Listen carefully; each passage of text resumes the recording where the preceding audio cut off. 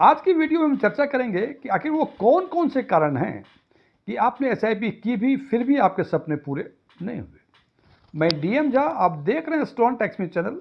यदि इस वीडियो में कोई नई जानकारी मिले या यह वीडियो आपको पसंद आए तो वीडियो को लाइक करें, अपने फ्रेंड के साथ शेयर करें, कमेंट बॉक्स में यस लिखें।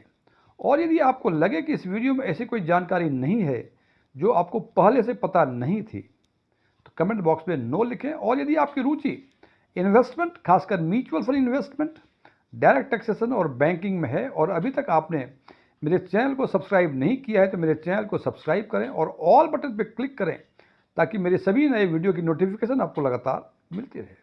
तो सबसे पहला कारण कि एसआईपी करते हुए भी आपके सपने पूरे नहीं होते हैं वो है स्टॉपिंग एसआईपी इन ए मार्केट क्रैश। जनाब, मैंने पहले बताया था कि एसआईपी करने का पहला कंडीशन है कि इसके लंबे समय तक इसको कंटिन्यू रखें।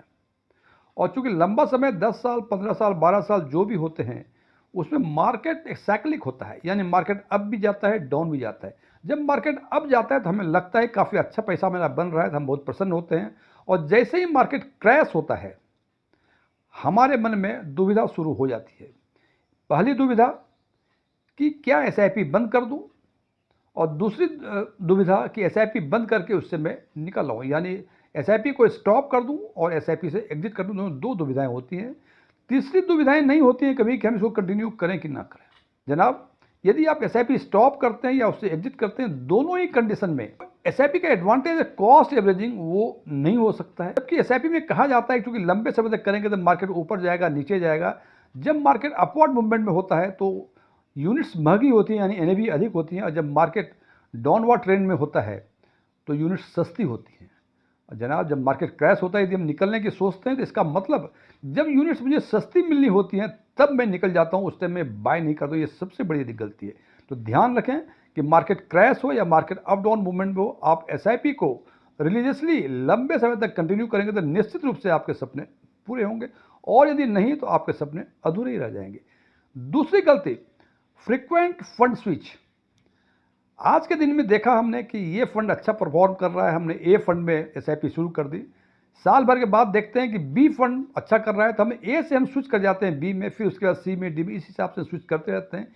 इससे सबसे बड़ा दिक्कत क्या होता है कि जो कंपाउंडिंग का जो इम्पैक्ट है वो डिस्ट्रॉय हो जाता है, जो कि एसआईपी का एक इंपॉर्टेंट फीचर्स है। तो ध्यान रखें, फ्रिक्वेंटली आप स्विच न करें। तीसरा कारण है कि not increasing SIP instalment amount, यानी जैसे आप जानते हैं कि भाई आप या तो सैलरी अर्नर होंगे या बिजनेसमैन होंगे या फ्रीलांसर होंगे, कहीं ना कहीं से आपकी इनकम है तभी आप एसआईपी कंटिन्यू कर रहे हैं। और निश्चित रूप से हर वर्ष आप नौकरी में भी है तो कुछ ना कुछ तनख्वाह बढ़ती है, बिजनेस में भी तो प्रॉफिट बढ़ता है, या फ्रीलांसर में तो कहीं ना कहीं आपकी इनकम बढ़ती है। लेकिन फ्रेंड्स, इनकम बढ़ने के साथ साथ एसआईपी का इंस्टॉलमेंट नहीं बढ़ाते।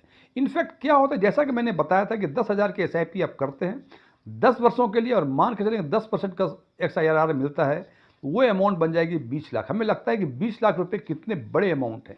निश्चित रूप से आज के दिन में 20 लाख रुपए अधिक हैं, लेकिन 10 वर्षों के बाद उस 20 लाख जो मिलेंगे हमें, उसकी परचेजिंग वैल्यू हो सकता है कि आज के हिसाब 5 लाख वैल्यू के परचेजिंग कैपेसिटी के बराबर हो।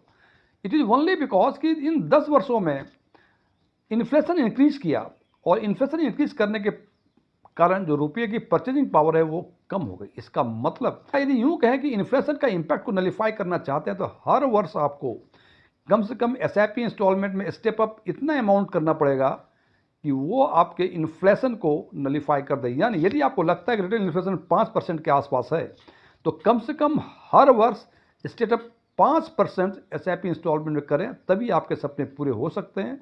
अदरवाइज यदि आपने सेटअप नहीं किया, और अभी जो 10,000 की एसआईपी है वो 10 वर्षों के बाद 20 लाख हो जाएगी, हो सकता है कि 10 वर्षों के बाद 20 लाख की परचेसिंग पावर वो आज के 5 लाख के बराबर हो जाए। तो इस बात का ध्यान रखें कि स्टेप अप कम से कम इतना करें, इतना परसेंटेज वाइज करें जितना कि आपका रिटर्न इन्फ्लेशन है। तीसरा कारण है choosing fund on the based of past performance.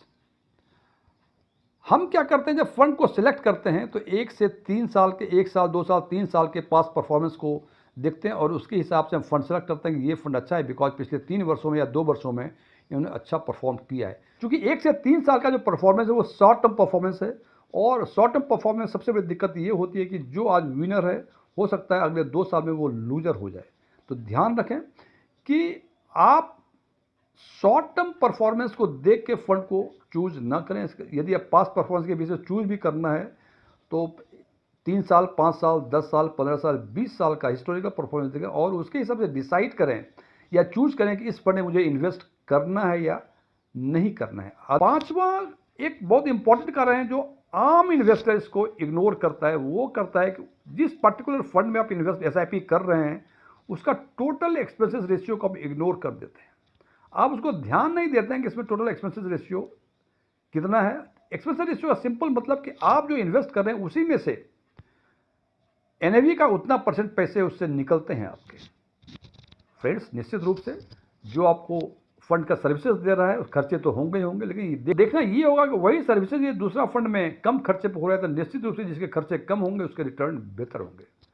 और सबसे इंपॉर्टेंट बात, यदि कोई पर्टिकुलर फंड आपने टोटल एक्सपेंसेस रेशियो के बेसिस पर सेलेक्ट कर ही लिया तो उसमें भी एक और आपको बिटवीन द लाइंस फैक्ट्स हैं कि आप उसमें से और खर्चे कैसे कम कर सकते हैं। जब आप फंड को सेलेक्ट करेंगे, इन्वेस्ट करेंगे तो ऑप्शंस आएगा, चाहे ऑनलाइन या ऑफलाइन आप इन्वेस्ट करें, कि प्लान कौन सा है, डायरेक्ट प्लान है या रेगुलर प्लान है।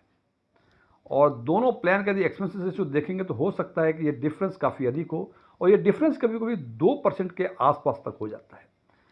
डायरेक्ट प्लान का मतलब कि आपने किसी थर्ड पार्टी का, किसी एडवाइजर का असिस्टेंस नहीं लिया है, और रेगुलर प्लान का मतलब कि आपने थर्ड पार्टी का असिस्टेंस लिया है। यदि जनाब आप अपने से फंड सेलेक्ट कर रहे हैं, चूज कर रहे हैं, तो रेगुलर प्लान को क्यों लेना, आप डायरेक्ट प्लान लें जहाँ की आपको हो सकता है कि 0.5% से लेकर 2% तक का टोटल एक्सपेंसेस जो कम होगा, और टोटल एक्सपेंसेस जो कम होगा तो निश्चित रूप से आपके उस फंड का परफॉर्मेंस बेहतर होगा। छठी गलती जो हम आम तौर पर करते हैं कि फंड को जब सेलेक्ट करते हैं, यानी सेगमेंट को जब सेलेक्ट करते हैं तो हम केवल परफॉर्मेंस देखते हैं। खासकर mid cap, small cap mutual fund का परफॉर्मेंस काफ़ी बेहतर बना जाता है, लेकिन हम उसके अंदर जो एसोसिएटेड रिस्क है, जो वोलेटिलिटी रिस्क है, उसको हम अवॉइड करते हैं, या तो इग्नोरेंस में या इसको अवॉइड करते हैं, कुछ भी हो सकता है।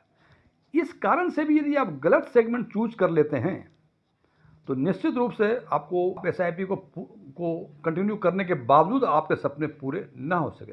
उदाहरण के तौर पे जैसे मैंने बताया कि स्मॉल कैप, मिड कैप का रिटर्न XIRR देखेंगे तो काफ़ी बेहतर होता है in comparison to large cap या लार्ज एंड मिड कैप। हर इन्वेस्टर चाहता है उसके रिटर्न अच्छे हों, हम भी चाहते हैं, आप भी चाहते हैं, लेकिन रिटर्न जहाँ भी अधिक होगा निश्चित रूप से रिस्क एसोसिएटेड उसमें काफ़ी अधिक होगा। तो यदि आप स्मॉल कैप में इन्वेस्ट कर रहे हैं और आपकी उम्र 70 साल है और 4 वर्षों के बाद मार्केट जो है वो डाउनवर्ड ट्रेंड में चला गया, तो हो सकता है कि जितने पैसे आपने लगाए थे वो आपके रेट में बैलेंस आ जाए, यानी जितने पैसे लगाए थे उससे कम आपके पोर्टफोलियो हो जाए। तो आनंद फानंद में आप पैनिक एग्जिट करते हैं। तो जनाब, आपने 4 साल से पैसे लगाए और 4 साल के बाद या 3 साल के बाद पैसे जितने लगाए थे वो भी आपको वापस नहीं आए, तो आपको लगता है ये क्या इन्वेस्टमेंट है भाई। तो जिस भी सेगमेंट में आप इन्वेस्ट करें अपने रिस्क प्रोफाइल के हिसाब से करें और उसमें जो एसोसिएटेड रिस्क है उसको जरूर जानें। अदरवाइज 24 गए 26 बने और डूबे बन के आए, ऐसा आपके साथ ना होना चाहिए। ध्यान रखें सेगमेंट को प्रॉपरली सिलेक्ट करने अपने रिस्क प्रोफाइल के हिसाब से।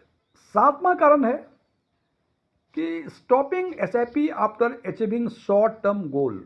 यदि मार्केट का मूड अच्छा है, आप एसआईपी कंटिन्यू कर रहे हैं, साल, 2 साल, 3 साल में आपको लगा अरे कितने पैसे हो गए, आपको लगा कि अरे काफ़ी अधिक पैसे, इससे निकल जाओ। एसआईपी लंबे समय में आपको कंपाउंडिंग का भी इफेक्ट देगा और अच्छा रिटर्न भी देगा। छोटे समय में आपको अच्छा रिटर्न मिला, लेकिन उसका जो फ्रूट है लंबे समय का, वो फ्रूट्स तो आप इग्नोर कर लेते हैं, आप छोड़ देते हैं। उसको ध्यान रखें। तो एसआईपी को शॉर्ट टर्म गोल अचीव करने के बाद डिसकंटिन्यू ना करें, इसको आप लंबे समय तक कंटिन्यू करेंगे तो काफ़ी बेहतर रिटर्न मिलेंगे और आपके सपने जरूर पूरे होंगे। 8वां कारण है स्कीपिंग एसआईपी इंस्टॉलमेंट। ऑनलाइन यदि एसआईपी करते हैं तो आपके साथ प्रोविजंस है कि आप बीच बीच में एसआईपी को स्किप कर सकते हैं। 2 महीने स्किप कर दिया, फिर 4 महीने दिया, फिर 4 महीने स्किप कर दिया। नॉर्मल इन्वेस्टर्स जो होते हैं उनको लगता है कि एसआईपी जो है वो ऑप्शनल एक्सपेंसेस है, यानी सारे खर्चे यदि हो जाए उसके बाद बचे तो एसआईपी में इन्वेस्ट कर दो, और यदि नहीं बचे तो एसआईपी को स्किप कर लो।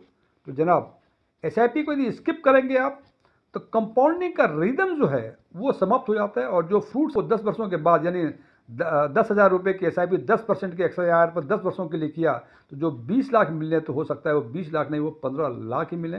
और जो सपने थे आपको कि 10 साल के बाद 20 लाख मिलेगा, वो सपने आपके पूरे कभी नहीं होंगे। तो ध्यान रखें, SIP मोड ऑफ इन्वेस्टमेंट एक अच्छा मोड ऑफ इन्वेस्टमेंट है।